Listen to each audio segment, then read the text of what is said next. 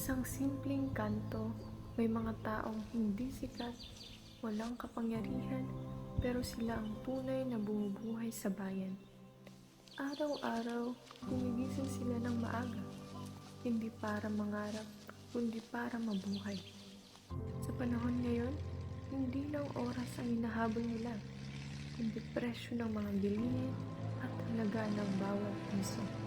Nako, magkakampanya na naman. Puro pangako na naman yan. Oo nga, pero yung buhay natin, ganun pa rin. Bakit po parang mas humihirap ngayon? Ang taas na ng mga bilihin. Sa palengke, doon mas malinaw ang kwento ng bawat pamilya. Dito sinusukat ang halaga ng pera at dito rin nasusukat ang hirap ng buhay. Manong, magkano ba ang kilo ng isda ngayon? Presko pa yan, Manang. 230 na lang isang kilo. Ha? Dati, kabibili ko lang 180 lang yan. Paano na to? 500 pesos ko noon. Ang dami kong nabibili.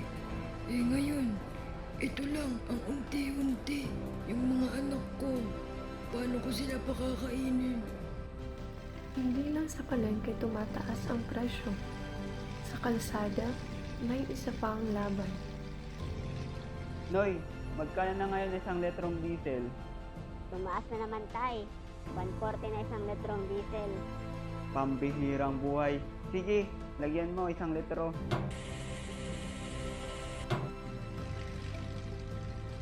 Dati, sapat ang isang araw na pasada. Ngayon, parang hindi na sapat kahit anong sipag.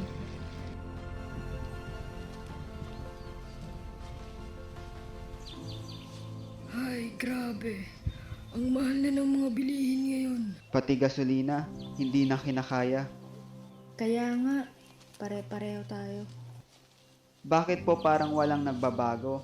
Mas lalo lang tumataas ang mga presyo ng bilihin. At sa gitna ng kanilang paghihirap, dumating ang mga pangako. Magandang araw. Kapag nanalo ako at ang anak ko, aayusin namin ang lahat. Makikipag-ugnayan tayo sa ibang bansa para sa kaunlaran.